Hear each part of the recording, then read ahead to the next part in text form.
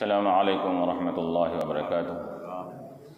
الحمد للہ رب العالمین والعاقبۃ للمتقین والصلاة والسلام علی اشرف الانبیاء والمرسلین وعلی آلہ وصحبہ اجمعین، اما بعد، فقد قال اللہ تبارک وتعالی فی القرآن المجید والفرقان الحمید، اعوذ باللہ من الشیطان الرجیم، بسم اللہ الرحمن الرحیم۔ الا ان اولیاء اللہ لا خوف علیہم ولا هم يحزنون الذین آمنوا وكانوا يتقون لهم البشرى في الحیاة الدنیا وفي الآخرة لا تبدیل لکلمات اللہ ذلك هو الفوز العظیم۔ صدق اللہ العلی العظیم۔ قال تعالی في مقام آخر في شان حبیبہ الکریم، ان اللہ وملائکتہ یصلون علی النبی یا ایہا الذین آمنوا صلوا علیہ وسلموا تسلیما۔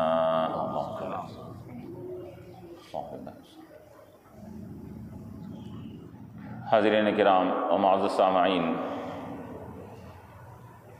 جیسا کہ آپ جانتے ہیں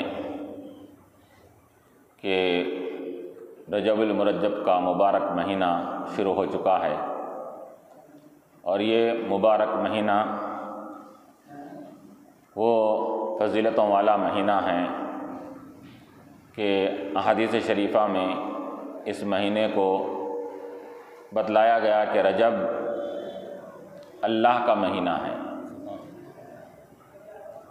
تو یہ مہینے کو جہاں اللہ تعالیٰ سے نسبت حاصل ہے، تو اسی طرح اس مہینے کو ایک اللہ کے ولی سے بھی نسبت حاصل ہے۔ حضرت خواجہ غریب النواز رحمۃ اللہ علیہ کا آپ کا وصال بھی 6 رجب المرجب کو ہوا، اور رجب آنے کے ساتھ ہی خواجہ کی چھٹی کہہ کر ہر کوئی خواجہ غریب النواز رحمۃ اللہ علیہ کو یاد بھی کرتا ہے اور ان کی خدمات کو خراج عقیدت بھی پیش کرتا ہے۔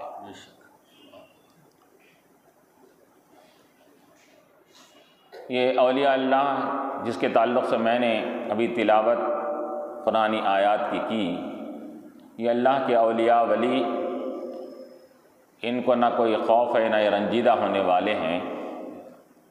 یہ لوگ پکے مومن اور متقی پرہیزگار ہوا کرتے تھے، اور اسی وجہ سے اللہ فرما رہا ہے ان کے لیے دنیا کی زندگی میں بھی بشارتیں دے دی گئی ہے، بالآخرت، اور آخرت میں ان کے لیے بشارتیں ہوں گی۔ ان کے لیے لہم البشریٰ فی الحیات الدنیا، ان کے لیے بشارتیں ہیں، خوشیاں ہیں، ان کے بلند درجوں کی ان کو بشارتیں دی جاتی ہے۔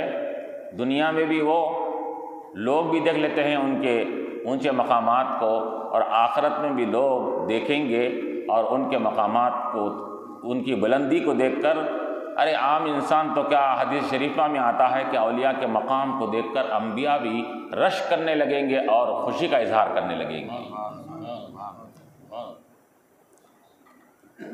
تو یہ اولیاء اللہ، یہ چبھی، یہ اولیاء اللہ اللہ کے مقرب بندے نہیں بنے، یہ اللہ کی محبت میں، اس کی یاد میں اور اس کے بتائے ہوئے طریقے پر اپنی زندگی گزار کر دن رات ان کا اوڑھنا بچھونا تسبیح اور تحلیل میں ہوا کرتا تھا۔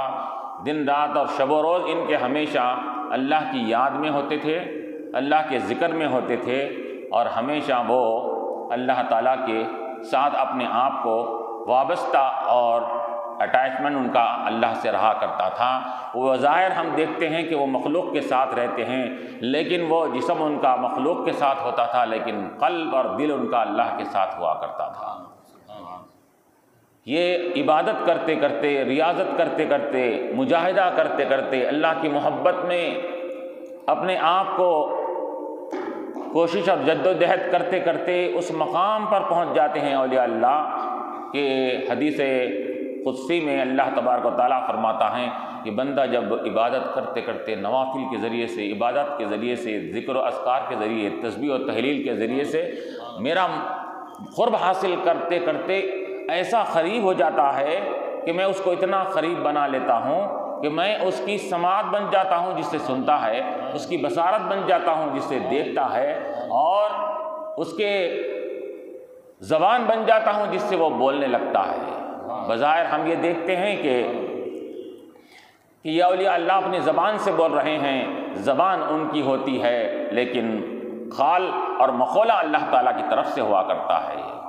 یہ کوئی چیز یہ اللہ کے حکم اور اجازت کے بغیر نہیں کرتے۔ تو یہ حدیث قدسی میں وضاحت کے ساتھ فرما دیا گیا، وہ جو کام کرتا ہے تو دیکھنے والے سمجھتے ہیں وہ کام کر رہا ہے، لیکن اللہ تعالیٰ فرما رہا ہے کہ اس کے ہاتھ سے ہم اپنے قدرت کاملہ سے وہ کامیں کرواتے ہیں اس سے ہم۔ تو جب یہ اولیاء اللہ کا یہ مقام و مرتبہ ہے، یہ ان کو قرب نوازا گیا ہے، چنانچہ علماء فرماتے ہیں روئے زمین پر تمام مخلوقات میں اشرف المخلوقات انسان ہیں، انسانوں میں پھر سب سے زیادہ اونچے مقام والے انبیاء علیہ السلام کی ذوات مقدسہ ہے۔ یہ سب سے برگزیدہ مقرب اللہ کے انبیاء علیہ السلام ہیں، اور انبیاء علیہ السلام کے بعد اس روئے زمین پر اگر کسی کو مقام حاصل ہے، نبی کے بعد اگر کسی کو مقام حاصل ہے تو وہ نبی کے صحابہ کرام کو حاصل ہے۔ صحابہ کرام کے مقام و مرتبے کو کوئی بھی ولی پیر اللہ کا مقرب ان کے مقام تک قطعاً کبھی بھی نہیں پہنچ سکتا۔ کیوں؟ کہ ان کو اولیاء اللہ کو عبادتوں سے، ریاضتوں سے وہ مقام ملا ہے، اور صحابہ کرام کو حضور کی سنگت اور صحبت سے وہ مقام ملا ہے۔ تو حضور کی صحبت اور سنگت سے جو مقام ملا ہے، وہ مقام کا مقابلہ اولیاء اللہ زندگی بھر کی عبادات سے بھی نہیں کر سکتے۔ اس وجہ سے روئے زمین پر سب سے بلند ترین انبیاء کے بعد اگر شخصیتیں ہیں تو وہ ہے صحابہ کرام رضوان اللہ تعالیٰ علیہم اجمعین کی۔ اب ان کے بعد البتہ علماء نے کہا کہ ائمہ اربعہ کا مقام ہے، پھر اس کے بعد اولیاء اللہ کا مقام ہے، کہ یہ اللہ کے اولیاء اللہ یہ اللہ کے نزدیک یہ ایسا قرب خاص اور مقام و مرتبہ رکھتے ہیں کہ اللہ تبارک و تعالیٰ ان کی قدر فرماتا ہے، اور ان سے ہونے والے کاموں کی اپنے ذات سے وہ نگرانی فرمایا کرتا ہے۔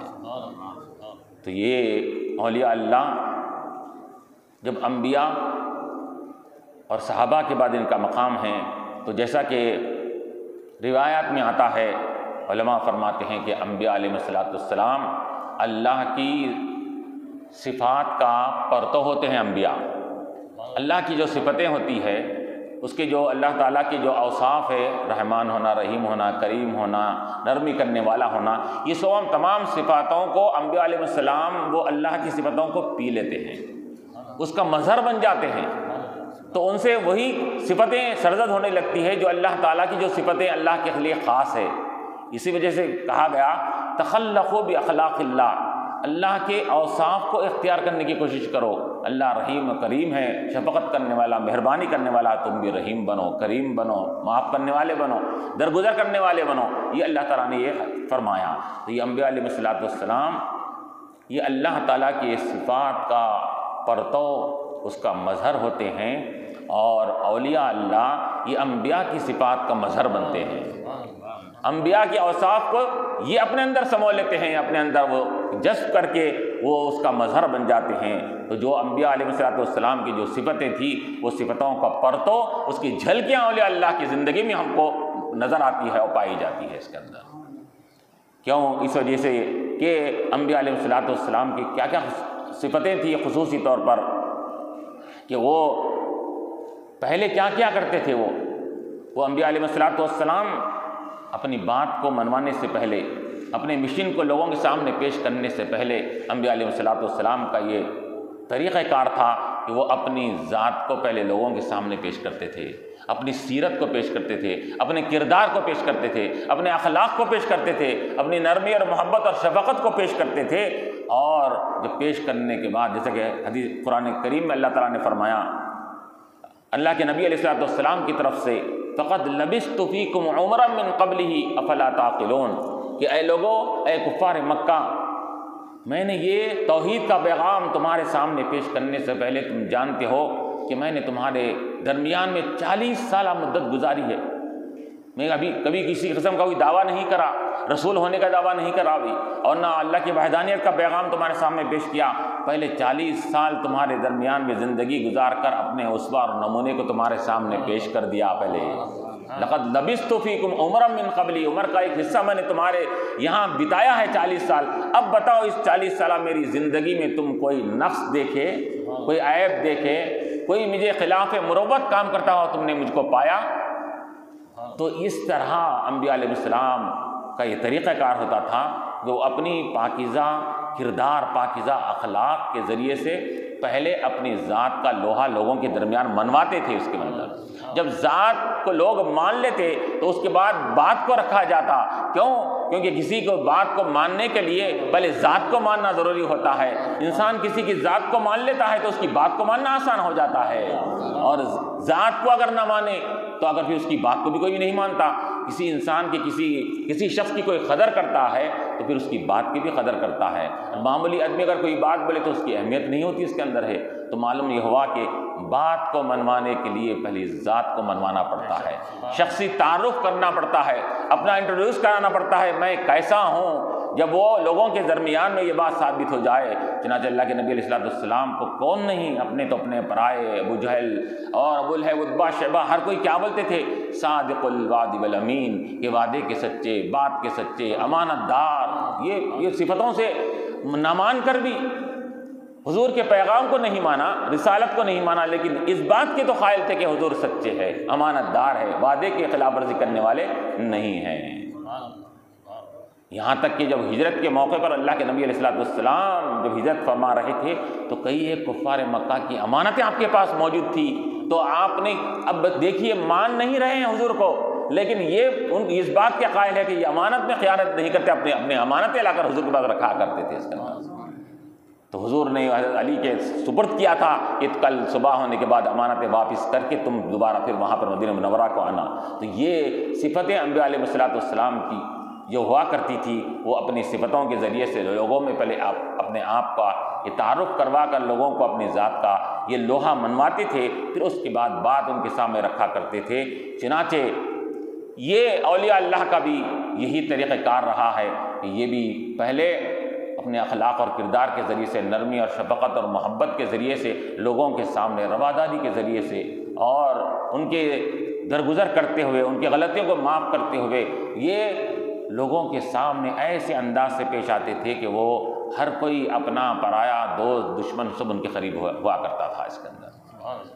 تو چنانچہ حضرت خواجہ غریب النواز رحمۃ اللہ علیہ کہ یہ دیکھیے اب یہ کہاں کے رہنے والے ہیں، پیدائش کہاں کی ہے، ان کی تعلیم و تربیت کہاں پر ہے، اور پھر آپ بعد میں آ کر تبلیغ دین کہاں کرتے ہیں۔ اس کے اندر پیدائش ہوتی ہے سیستان مقام، فارس اور ایران کے قریب میں ایک مقام کا نام تھا سیستان، جس کو سجستان بھی کہتے ہیں، اس علاقے میں آپ کی پیدائش ہوتی ہے۔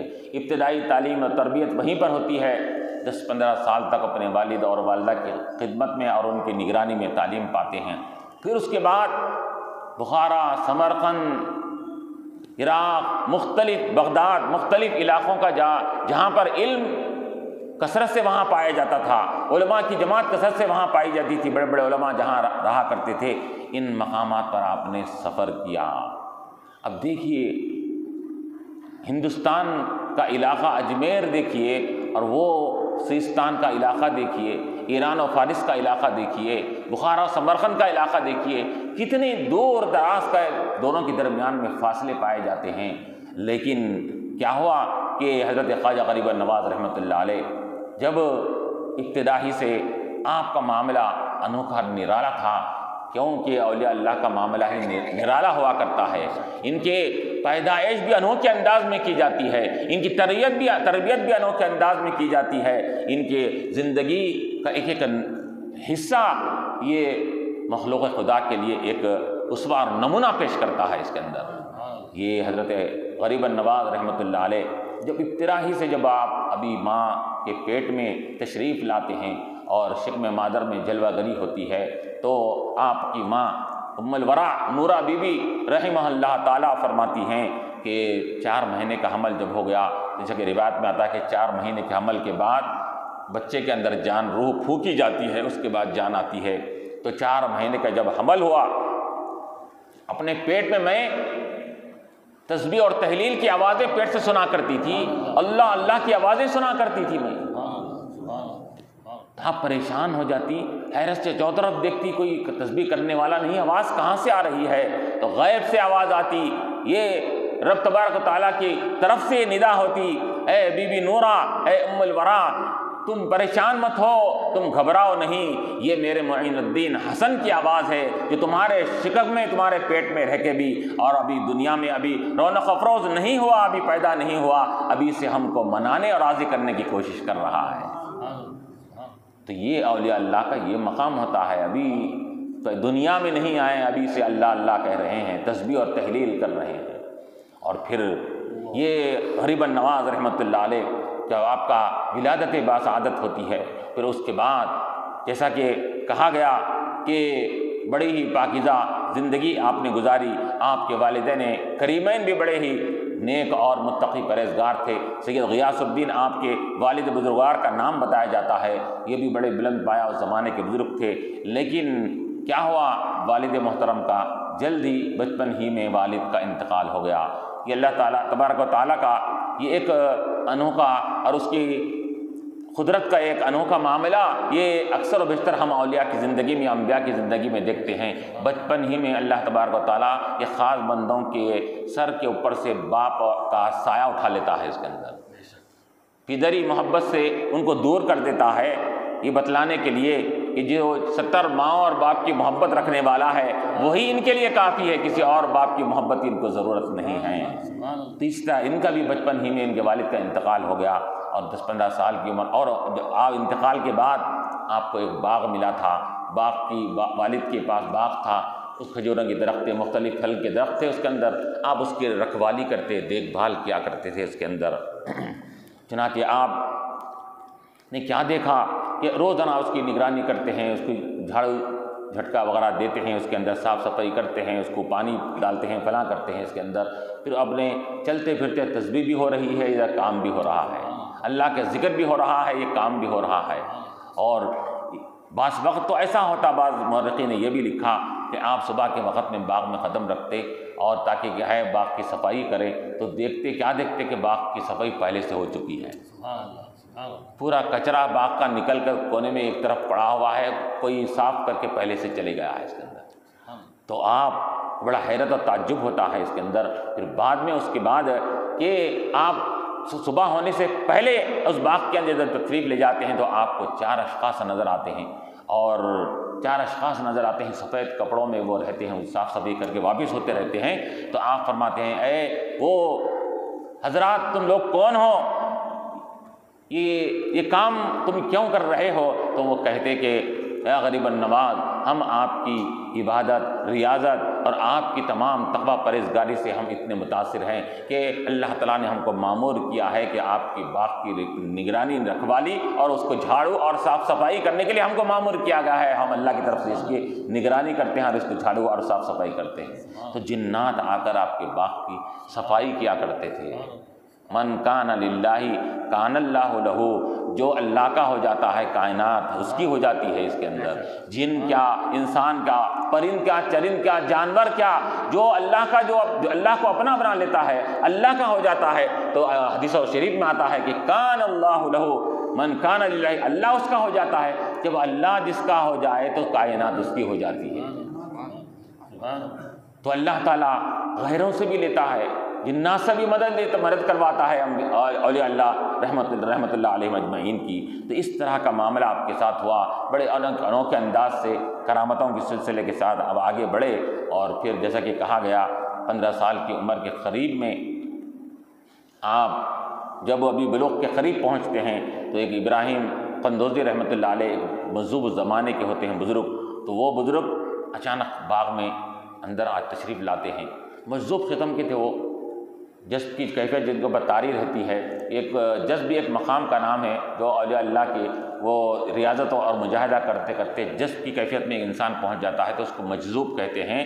تو یہ ابراہیم قندوزی رحمۃ اللہ علیہ مجذوب ختم کے آدمی تھے، تو وہ باغ میں تشریف لا لیے، اور بغیر اجازت اگر کوئی کسی کے گھر میں باغ میں آتا ہے تو وہ ناراض ہو جاتے ہیں، غصے میں آ جاتے ہیں، لیکن غریب نواز رحمۃ اللہ علیہ ان کی صورت کو دیکھ کے پہچانتے ہیں کہ یہ اللہ والے معلوم ہو رہے ہیں، تو آپ ان کو بڑے خندہ پیشانی سے ان کا استقبال کرتے ہیں، ان کو باغ میں بٹھاتے ہیں، بٹھا کر ان کو پانی وغیرہ دے کر پھر جا کر باغ میں سے انگور وغیرہ کا خوشہ تازہ لگا کر ان کے سامنے ان کی خدمت میں رکھتے ہیں، اور وہ انگور جب کھانے لگتے ہیں تو اس کے بعد یہ غریب نواز ان کے چہرے کو دیکھ رہے ہیں، اور ابراہیم قندوزی و مجذوب رحمۃ اللہ علیہ یہ غریب نواز کے چہرے کو دیکھ رہے ہیں، ان کی پیشانی پر دیکھ رہے ہیں، ایک نظر پیشانی پہ ڈال رہے ہیں، ایک نظر آسمان پہ ڈال رہے ہیں، سبحان اللہ، سبحان اللہ، ایک نظر ادھر چہرے کو دیکھتے ہیں، دوسری نظر اوپر آسمان پر دیکھتے ہیں۔ کیوں؟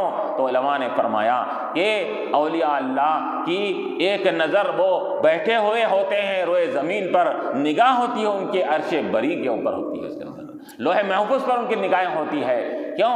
یہ دیکھتے ہیں کہ ابراہیم قندوزی رحمۃ اللہ علیہ کہ یہ بچہ کتنا معمولی سادہ سیدھا نظر آ رہا ہے، باغ کی نگہبانی کر رہا ہے، لیکن کیا دیکھ رہے ہیں؟ پیشانی پہ تو کچھ الگ ہی قسمت نظر آ رہے ہیں۔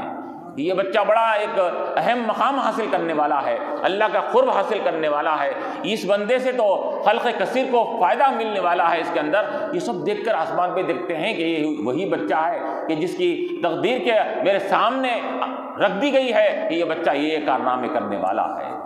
چنانچہ وہ اس سے خوش ہوتے ہیں، اس کے بعد کہتے ہیں بابا تم نے ہماری ضیافت کیا، اب ہم بھی ہماری طرف سے بھی ایک چھوٹا سا تحفہ ہے، تم قبول کرو گے؟ تو غریب نواز رحمۃ اللہ علیہ نے فرمایا کہ کیوں نہیں۔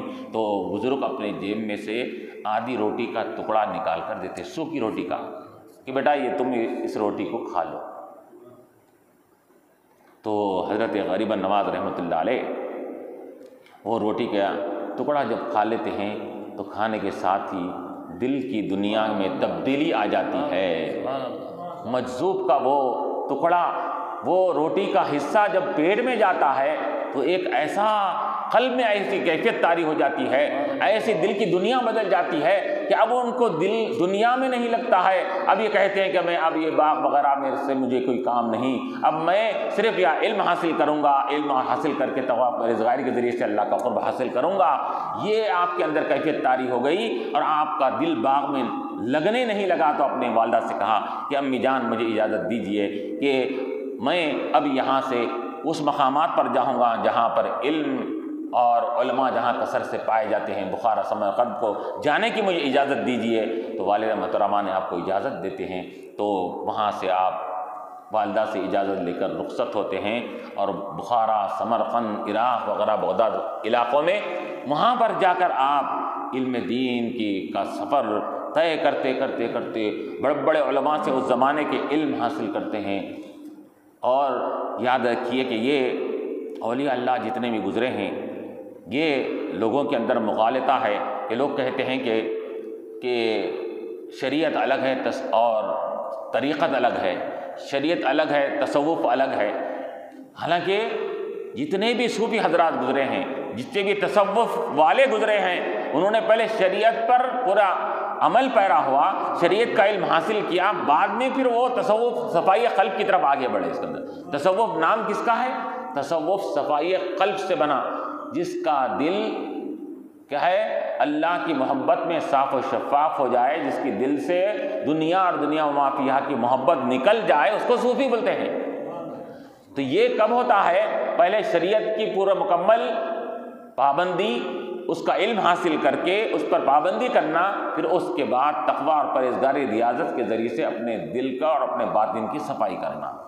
تو یہ جتنے اولیاء اللہ گزرے ہیں، انہوں نے ابتدا میں شریعت کے پورے علوم حاصل کیے، قرآن، تفسیر، حدیث، فقہ، تمام مختلف علوم کو حاصل کیا۔ یہ ظاہری علم اس کو کہا جاتا ہے، ظاہری علم اسی کو کہتے ہیں، قرآن، حدیث، تفسیر، فقہ اور ادب وغیرہ کا علم حاصل کرنا۔ تو ظاہری علم حاصل کر پھر بعد میں انہوں نے کیا کیا؟ باطن علم، یعنی کسی اللہ والے کے ہاتھ پر بیعت کر کے اب ذکر و اذکار کے ذریعے سے باطنی صفائی کی طرف آگے بڑھتے تھے۔ تو غریب نواز رحمۃ اللہ علیہ بھی یہ ظاہری علم حاصل کرنے کے لیے بڑے بڑے علماء کے پاس گئے، ہر ایک میں آپ نے مقام اور ملکہ حاصل کیا، کمال حاصل کر کے اب جب علم سے پورے آپ مستفید ہو گئے اور آپ بہرہ مند ہو گئے، تو آپ نے اب کہا کہ مجھے اب صفائی قلب کے لیے باطنی پاکی کے لیے اب مجھے ایک پیر کامل کی تلاش ہے، اب مجھے پیر کامل کی ضرورت ہے تاکہ میرا باطن ہر لحاظ سے پاک و صاف ہو جائے۔ اب دیکھیے کہ ان کا معاملہ ابتدائی سے نرالا اور انوکھا ہے، پیدائش سے پہلے سے صفائی قلب ہو چکی ہے، لیکن یہ اولیاء اللہ لاکھ بلند و بالا مقامات پر رہنے کے باوجود بھی انہوں نے کبھی بھی اپنی آپ کو، اپنی زندگی کو کسی ولی سے دور نہیں رکھا، ہمیشہ ولی کی زندگی سے وابستہ رہے۔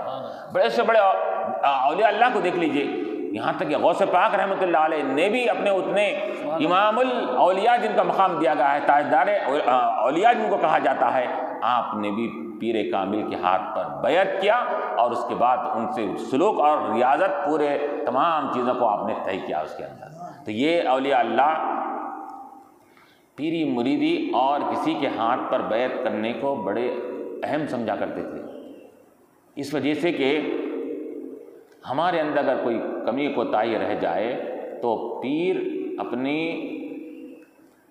حال سے، جو صاحب حال ہوتا ہے، پیر کسے کہتے ہیں؟ جو صاحب حال ہو، مریدین کے احوال سے واقف ہونا، اسے پیر کہا جاتا ہے۔ صاحب حال یعنی کہ کس مرید میں کیا کمی ہے، کیا نقص ہے، وہ معلوم کر کے، وہ فراست سے بھانپ کر اس کی طرف اس کو اشارہ کرنا، میاں تم یہ کام کرنا، یہ کام کرنا، یہ کام کرنا ہے۔ تو چنانچہ جیسا کہ یہ بھی جو صفت آتی ہے پیر کے اندر آتی ہے، یہ بھی صفت نبی کی صفت ہوتی ہے، نبی سے یہ ولی کی طرف صفت منتقل ہوتی ہے۔ اللہ کے نبی علیہ الصلوۃ والسلام کے تعلق سے جیسا کہ صحابہ کرام مختلف سوالات کرتے ہیں، رسول اللہ کیا چیز افضل ہے، کیا چیز افضل ہے، تو مختلف لوگوں نے سوال کیا تو حضور نے ہر ایک کا جواب الگ الگ دیا۔ کیوں؟ حضور کیا ہے، ایک ایمان والے کے اندر اتنی فراست ہوتی ہے کہ سامنے والے کو بھانپ سکتا ہے، تو نبی کے اندر کتنی طاقت ہوں گی اس کے اندر۔ تو اللہ کے نبی علیہ الصلوۃ والسلام سوال کرنے والے کے اندر کے خامی اور کمی اور نقص کو دیکھ کر بولتے تمہارے لیے یہ افضل ہے۔ وہی بات اگر دوسرا شخص آ کر پوچھتا کہ یا رسول اللہ ای الاعمال احب، کون سے اعمال پسندیدہ اور زیادہ افضل ہے اللہ کے نزدیک، حضور دوسرے اعمال اس کے لیے بولتے کیوں؟ وہ تم دوسرے اعمال، اس کے علاوہ اعمال میں تم کامل ہو، لیکن یہ اعمال میں تمہارے اندر کوئی کمی پائی جاتی ہے، تم اس کو مکمل کرنے کی کوشش کرو۔ حضور یہ طبیب بھی تھے، یہ طبیب یہ نبض دیکھ کر حالت معلوم کرتا ہے، حضور صرف ذات کو اور نظر کو دیکھ کر معلوم کر لیتے ہیں اس کے اندر کیا کمی ہے اس کے اندر۔ تو حضور اس لحاظ سے وہ صحابہ کرام کو حکم دیا کرتے تھے۔ تو ولی کامل بھی اسی طرح ہوتا ہے، اپنے اس صاحب حال ہو کر اپنے مریدین کو جو اس کے اندر نقص ہوتا ہے اس کی طرف اشارہ کرتا ہے۔ تو یہ اب پیر کی تلاش میں، اب یہ ہرون آباد بلکہ ایک علاقہ تھا، وہاں مقام سمرقند بخارا سے کئی دور فاصلے پر، کہ آپ نے سنا کہ وہاں پر عثمان ہارونی رحمۃ اللہ علیہ بڑے بزرگ گزرے ہیں، وہ وہاں پر رہتے ہیں۔ تو آپ نے کہا کہ ان کے ہاتھ پر میں بیعت کر کے میں سلوک طے کروں گا۔ چنانچہ وہاں سے بخارا سمرقند سے علم کا سفر پورا مکمل ہونے کے بعد اب آپ ہارون مقام پر پہنچتے ہیں، ہارون آباد کے علاقے میں پہنچتے ہیں، اور جا کر وہاں پر حضرت عثمان ہارونی رحمۃ اللہ علیہ سے آپ ملاقات کرتے ہیں۔ تو جیسا ہی غریب النواز کو وہ پیر کامل عثمان ہارونی رحمۃ اللہ علیہ دیکھتے ہیں تو فرماتے ہیں بابا جلدی آؤ، کب سے ہم تمہارا انتظار کر رہے ہیں۔ ہم کو یہ حکم دیا گیا تھا کہ جب تک کہ یہ معین الدین نامی شخص آئیں گا، تو جب تک کہ اس کو بیعت کرا کر اس کو خلافت سے سرفراز نہیں کرنا، جب تک کہ تم ہمارے پاس آ نہیں سکتے، ہم آپ کے انتظار میں ہیں۔ تو چنانچہ آپ ان کے ہاتھ پر ارادت مرید بھی ہوتے ہیں۔ پھر مرید ہونے کے بعد اب وہ مرید ہونے کے بعد اتنے مقام پر بلند ہونے کے باوجود بھی پیر کیا کرتا تھا؟ پھر بھی ریاضت، پھر بھی مجاہدہ، پھر بھی سلوک بدلی کہ چلو فلاں بازو ایک کمرہ ہے، وہ کمرے میں جانا، یہ عبادت کرنا، یہ اذکار کرنا، اتنے مرتبہ یہ تسبیح، اتنے مرتبہ یہ تسبیح، اتنے مرتبہ یہ فلاں چیزیں کرنا۔ چنانچہ چلے پہ چلا 40 دن اللہ کی عبادت میں مستغرق رہتے۔ یہ پہلے کرایا کرتے تھے، پیر کامل جو ہوتا تھا تو آپ کو ایک مقام دے دیا گیا اور کہا گیا کہ آپ اس مقام پر بیٹھ کر اب اللہ کی کیا ہے عبادت اور ریاضت اور مجاہدہ کرتے رہیں، ذکر اذکار کرتے رہیں۔ چنانچہ ہوتے ہوتے تفصیلات بڑے لمبے ہیں، تو آپ ایک وقت جب وہ ریاضت اور مجاہدے کے بعد، عبادت کے بعد اپنے حقیقی مقام پر جو آپ کو حاصل ہونے والا تھا اس مقام پر جب پہنچ جاتے ہیں تو حضرت عثمان ہارونی رحمۃ اللہ علیہ فرماتے ہیں بابا بتاؤ کہ اب اتنی عبادات کے بعد تم کو اب کیا کیا نظر آ رہا ہے؟ تو غریباً نواز رحمۃ اللہ علیہ فرماتے ہیں کہ اے مرشد کامل پیر کامل، مجھ کو یہ تحت الثری زمین کے 7 طبق کے نیچے کیا ہے وہ بھی نظر آ رہا ہے، آسمان اور 7 آسمان کے اوپر عرش برین تک کیا ہے سب کچھ نظر آ رہا ہے۔ تو آپ نے فرمایا کہ اب تمہارا ذکر و اذکار مکمل ہو گیا، اب چلو ہم تم کو اپنی خلافت سے ہم اپنے خلافت سے اپنا خلیفہ بناتے ہیں۔ یہ کہہ کر خلافت کی چادر بھی ان کو دے دیتے ہیں کہ تم آج سے میرے خلیفہ ہو۔ اللہ خلافت کا مطلب کیا ہوتا ہے؟ مرید صرف ان کے طریقہ کار پر کاربن ہوتا ہے، خلیفہ کیا کرتا ہے؟ خلیفہ ان کے طریقہ کار کو لوگوں میں آگے بڑھاتا ہے۔ خلیفہ خلافت جس کو مل جاتی ہے تو اس کا مطلب یہ ہوتا ہے کہ وہ سلسلے کو، جو بھی سلسلہ ہوتا ہے اس سلسلے کو وہ خلیفہ کیا کرتا ہے؟ دوسروں کو بھی مرید کر سکتا ہے۔ مرید خالی دوسروں کو مرید نہیں کر سکتا، اگر پیر کا خلیفہ ہوتا ہے تو وہ خلیفہ دوسروں کو مرید بھی کر سکتا ہے۔ تو آپ نے خلافت دے کر فرمایا کہ اب ہمارا سلسلے کو آگے بڑھانا ہے، یہ تمہاری ذمہ داری ہے کہ ہمارے سلسلے کو آگے بڑھا کر لوگوں میں رشد و ہدایت کو عام کرے۔ تو آپ نے خلافت کی چادر سرفراز فرمایا، اور پھر اس کے بعد آپ نے کہا کہ حرمین کا اب تم ظاہری علوم سے بھی فیضیاب ہو گئے، باطنی علم کا بھی ایک مقام تم نے حاصل کر لیا، اب تم کو حرمین کریمین کی زیارت کا شرف حاصل کرنا ہے۔ تو روایت میں آتا ہے کہ آپ وہاں سے نکلتے ہیں، اور بعض روایت میں آتا ہے کہ آپ پیر کامل حضرت عثمان ہارونی رحمۃ اللہ علیہ بھی آپ کے ساتھ مکہ اور مدینے کو سفر کے لیے ساتھ ہو جاتے ہیں۔ تو اپنے پیر کامل کے ساتھ یہ پہلے مکہ مکرمہ کو پہنچتے ہیں۔ مکہ مکرمہ میں پہنچنے کے بعد یہ وہاں پر طواف وغیرہ کرنے کے بعد حضرت عثمان ہارونی رحمۃ اللہ علیہ آپ کے پیر کامل اللہ کعبۃ اللہ کی طرف ہاتھ اٹھا کر دعا فرماتے ہیں، اے باری الہ، میں نے اپنے یہ مرید کو میں نے اپنا خلیفہ بنایا ہے، جانشین بنایا ہے، تو بھی اس کو قبول فرما۔ تو یہ کہنا تھا کہ غیب سے آواز آتی ہے کہ اے عثمان ہارونی، تمہارے مرید کو ہم نے قبول و منظور کر لیا، اور ہم نے اس کو اپنے لیے پسند بھی فرما لیا، اس کی خدمت کو بھی ہم نے قبول کر لیا۔ یہ آواز آتی ہے تو آپ اللہ کا شکر ادا کرتے ہیں کہ اللہ تعالیٰ نے میرے مرید اور میرے خلیفہ کو قبول فرما لیا۔ پھر اس کے بعد وہاں سے نکلتے ہیں، مدینہ منورہ کو تشریف لاتے ہیں، مدینہ منورہ پہ رہتے ہیں وہاں پر، اور روایت میں آتا ہے کہ 2-4 مہینے، تقریباً 6 مہینے تک وہیں پر آپ وہاں رہ کر حضور پاک علیہ الصلوۃ والسلام کی زیارتوں سے مشرف ہوتے جاتے ہیں۔ ان مسجد نبوی نمازیں پڑھ کر وہاں کی ثواب اور عبادت کا ثواب حاصل کرتے رہتے ہیں۔ ہوتے ہوتے اپنے پیر کامل سے کہتے ہیں کہ پیر کامل پوچھتے ہیں کہ تم کو کچھ نظر آیا، تم کچھ دیکھ رہے ہو خوابوں میں؟ ان کہتے ہیں کہ ابھی کچھ نظر نہیں آیا۔ تقریباً کئی مہینے گزرنے کے بعد، 2-4 مہینے گزرنے کے بعد خواب دیکھتے ہیں کہ اللہ کے نبی علیہ الصلوۃ والسلام حضرت غریب نواز رحمۃ اللہ علیہ کے خواب میں تشریف لاتے ہیں۔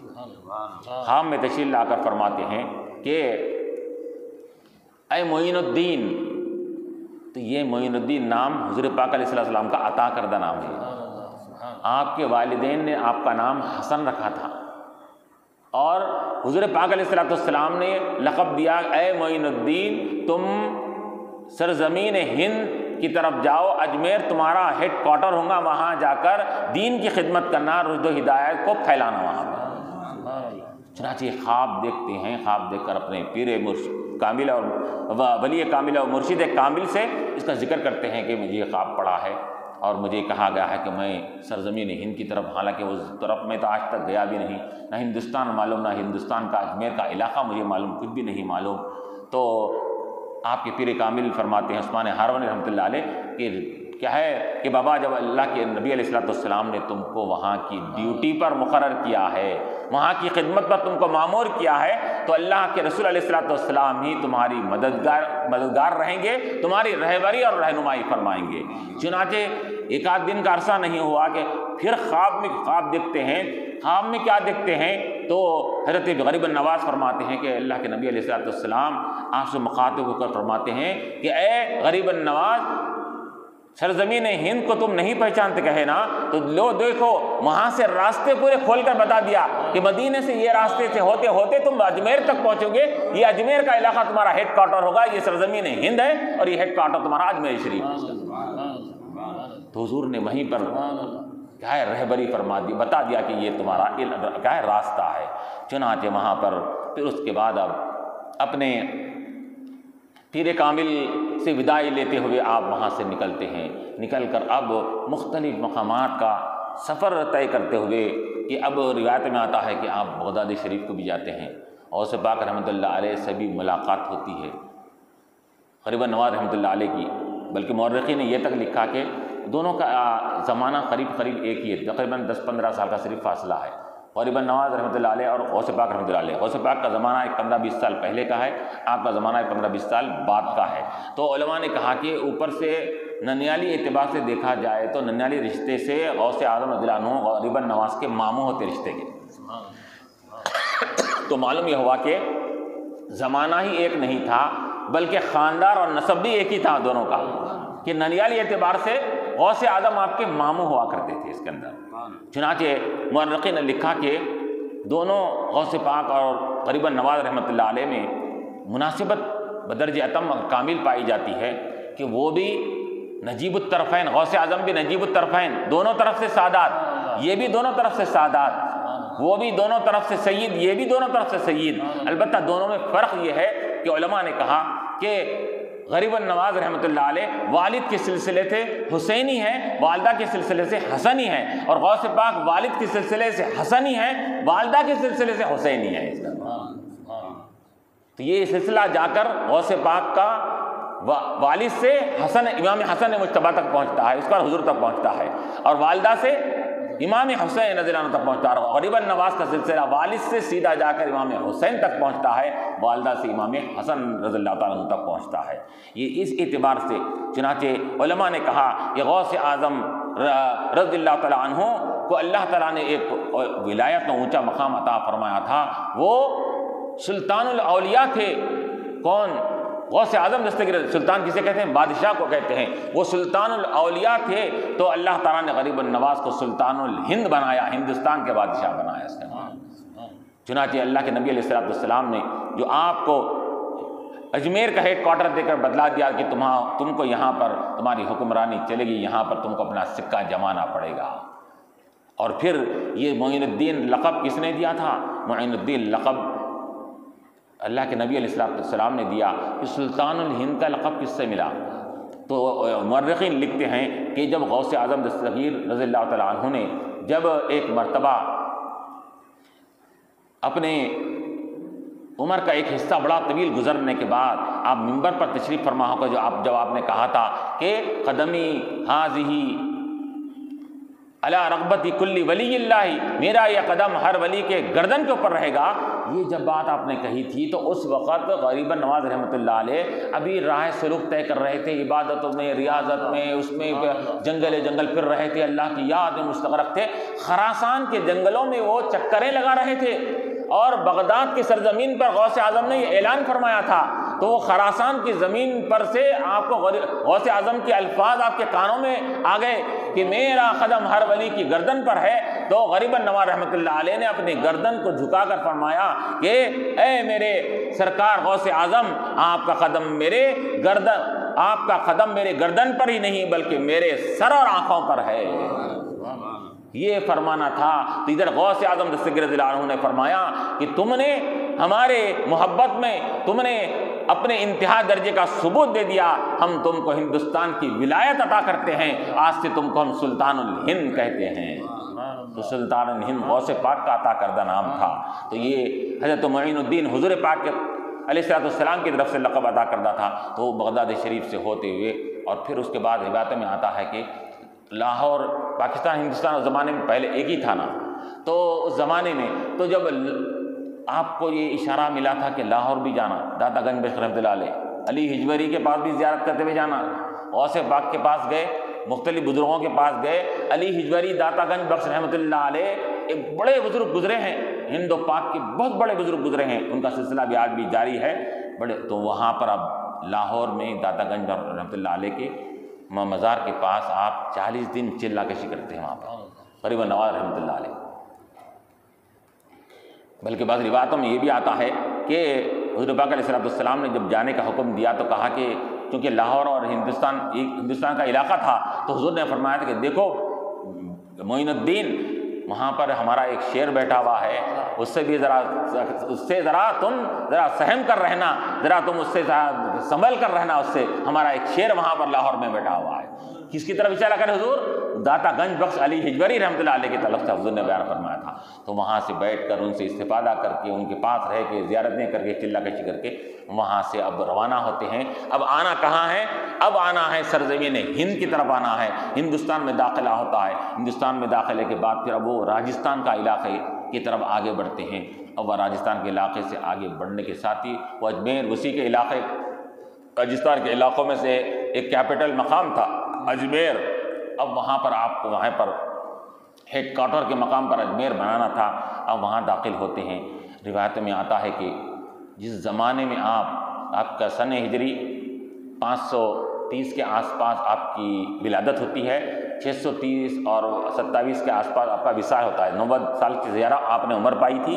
تو تقریباً 90-95 برس یہ آپ کا زمانہ 530 سے لے کے 630 کے درمیانے حصے میں آپ نے زندگی پائی تھی ظاہری اعتبار سے. تو وہ زمانہ کیا زمانہ تھا؟ تو بتاتے ہیں، مورخین لکھتے ہیں کہ ہندوستان کی سرزمین پر، خواہ وہ راجستھان ہو یا کسی اور علاقہ ہو، مشرق و مغرب، شمال جنوب، تقریباً علاقوں میں بت پرستی، غیر اللہ کی عبادت کرنا اور دیوتاؤں کی عبادت کرنا، بس یہی لگا ہوا تھا. وہ اللہ کو کوئی پہچانتا نہیں تھا، جانتا نہیں تھا، اسلام سے کوئی واقف نہیں تھا، مسلمان کا نام و نشان نہیں تھا وہاں پر کوئی بھی. تو اب غور کیجئے، علماء فرماتے ہیں کہ ایسے مقام پر جہاں پر کوئی اللہ کو جانتا ہے، نہ رسول کو جانتا ہے، نہ اسلام سے واقف ہے، نہ اسلام کیا مذہب ہے، کیا سکھاتا ہے، اس سے کوئی بھی واقف نہیں ہے، لیکن اس کے باوجود بھی ایسی سرزمین پر جب آپ نے قدم رکھا، جو سرزمین کفر و شرک کی وجہ سے، بت پرستی کی وجہ سے تاریکی کا قدا بنی ہوئی تھی، تاریکی کا مقام بنی ہوئی تھی، گھٹا ٹوپ اندھیرا وہاں پر چھایا ہوا تھا. مورخین نے لکھا کہ وہاں پر کون سی ایسی چیز نہیں ہوں گی جس کی عبادت نہیں کی جاتی تھی. سورج کی، چاند کی، جانوروں کی، گائے کی اور بتوں کی، ہر قسم کی وہاں پر پرستش کی جاتی تھی، پوجا کی جاتی تھی. اور ہر کوئی اپنے آپ میں مست تھا اور یہ سمجھتا تھا کہ میں جو کر رہا ہوں وہ حق ہے اور وہ صحیح ہے. اس کے اندر کوئی اس کے خلاف اگر کوئی بولتا تو وہ نہیں، اس کا دشمن بن جاتا، اس کی بات کو نہیں مانتا. اپنے مذہب کو وہ حق سمجھا کرتے تھے. اس کے اندر ایسے گھٹا ٹوپ اندھیرا جو کفر اور شرک کا پھیلاوا تھا. کل غریب نواز رحمۃ اللہ علیہ ایسے تاریکی کے مقام پر جب آپ قدم رکھتے ہیں تو آپ کے قدم مبارک کی برکت کا یہ عالم ہوتا ہے. جو سرزمین، جس سرزمین کے اوپر کفر و شرک کے، جس سرزمین کے اوپر کفر و شرک کے نعرے لگ رہے تھے، تو آپ کے قدم مبارک سے ایسا ہو گیا کہ اس سرزمین کے اوپر نعرہ تکبیر اللہ اکبر کی صدائیں گونجنے لگی. اس کے اندر آپ نے اپنی تبلیغ کے ذریعے سے، اپنے ارشاد کے ذریعے سے، واعظ و نصیحت کے ذریعے سے، اور آپ کی اخلاق، تواضع، نرمی، شفقت، سخاوت، ایسی سخاوت، ہر ایک کو نوازنا. بل روایت مورخین نے لکھا کہ زندگی میں بھی آپ کا لنگر ہمیشہ چلتا رہتا تھا، لنگر بل کے چلتا تھا وہ. تو وہ اپنے پرائے، اپنے مذہب والے، غیر مذہب والے سب آتے تھے، دن رات پکتا تھا، کھاتے تھے جاتے، پکتا کھاتے جاتے اس کے اندر. تو خواجہ کا لنگر خواجہ کی ہین حیاتی سے مشہور ہے اس کے اندر. تو آپ کے زمانے میں لنگر لگ جاتا تھا اس کے اندر، اور وہ ہزاروں قسم کے غریب محتاج لوگ آتے کھاتے چلے جاتے اس کے اندر. یہاں تک کہ وہ لنگر کے اوپر جو نگران تھا وہ ناظم، وہ کبھی اس کو پیسے کی ضرورت پڑتی تو آپ مصلی پہ بیٹھے ہوئے تھے، آ کر بازو بیٹھتا، پھر اشارہ کرتا کہ حضرت اب آج کل پکانے کے لیے مجھ کو پیسوں کی ضرورت ہے اس کے اندر، اور کیا ہے اب خزانہ ختم ہو چکا ہے، تمام سامان ختم ہو چکے ہیں، لانے کا ہے. تو غریب نواز رحمۃ اللہ علیہ مصلی پہ جو بیٹھے ہوئے ہوتے ہیں عبادت کرتے ہوئے، مصلی کا کونا ہٹاتے ہیں.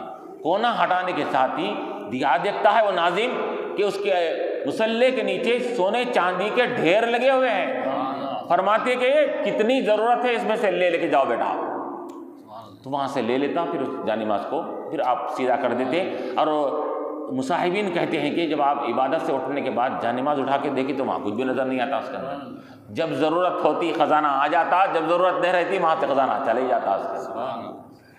تو یہ اس طرح لنگر آپ کا تھا. اور سخاوت کا یہ عالم ہے. سخاوت اسی کہتے ہیں کہ جو اپنے پرائے سب اس سخاوت سے فیضیاب ہوتے جائیں، اسی کو سخاوت کہتے ہیں. چنانچہ آپ کے اقوال میں سے ایک آپ کا ایک قول یہ بھی نقل کیا جاتا ہے کہ سخاوت کی بات آئی تو سخاوت آپ کو اتنی پسند تھی، خود بھی کرتے تھے اور اپنے مریدین ماننے والوں کو بھی سخاوت کی تلقین فرمایا کرتے تھے، اور کہتے تھے کہ بابا اللہ اس کے رسول کی محبت کرنے والا محبت کا دعویٰ کر رہا ہے تو محبت میں کب سچا ہے معلوم؟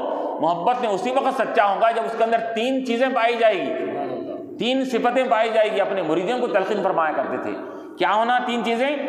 ایک سخاوت، دریا کی طرح سخاوت ہونا، دریا جس طرح کے سخاوت کرنے میں اپنے پرائے کو نہیں دیکھتا، وہاں اپنے بھی جاتے ہیں غیر بھی جاتے ہیں، پانی حاصل کرتے ہیں، اپنے مذہب والے بھی جاتے ہیں غیر مذہب بھی جاتے ہیں، ہر کوئی جاتا ہے، پانی سے سریاب ہوتا ہے۔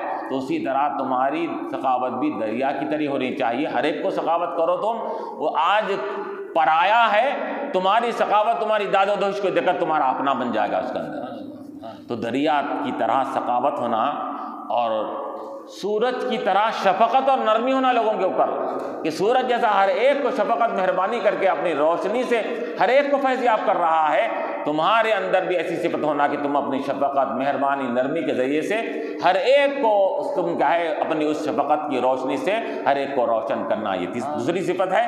تیسری صفت یہ ہے کہ عاجزی انکساری ہونا، تو کیسے زمین کی طرح عاجزی انکساری ہونا، زمین کیسا اپنے آپ کو تمہارے سامنے بچھو دیا ہے اپنے آپ کو، کہ تم اس کے اوپر رونتے ہیں، کودتے ہیں، چلتے ہیں، وہ کچھ نہیں کہتی۔ تو اسی طرح تمہارے اندر بھی عاجزی انکساری زمین کے تواضع کی طرح آنی چاہیے اس کے اندر۔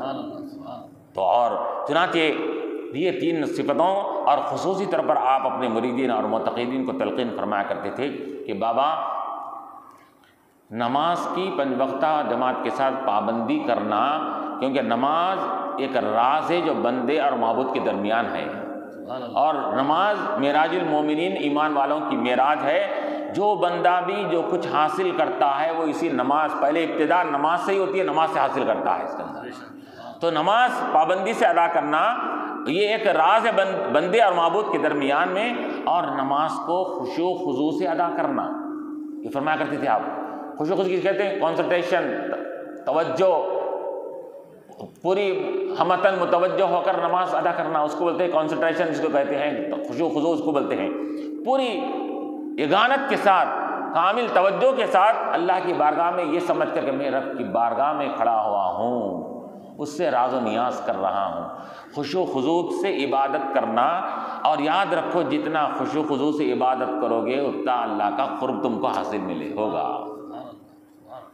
اور یاد رکھو بابا کہ نماز جو خشوع و خضوع کے بغیر ہوتی ہے، صرف ٹھونگے مارنے کی طرح، صرف ایک ذمہ داری کو پورے کرنے کے لیے صرف نماز الٹ ٹپو ادا کر لی جاتی ہے، تو یاد رکھو روایتوں میں آتا ہے، فرماتے اپنے مریدین سے فرماتے ہیں کہ روایتوں میں آتا ہے کہ بعض نمازیوں کی نمازیں ایسی ہوتی ہیں کہ فرشتے وہ نمازیوں کی نمازی کو لے کر آسمانوں کی طرف چڑھتے ہیں تاکہ عرش تک رب کی بارگاہ میں پیش کریں، تو آسمان کے دروازے بند ہو جاتے ہیں اس کے، اور کہا جاتا ہے کہ یہ نماز اس لائق نہیں ہے کہ وہ اوپر آسمانوں کے اوپر جا سکے، اس کو نماز پڑھنے والے کے منہ پر مار دو بول کے بلوایا جاتا ہے۔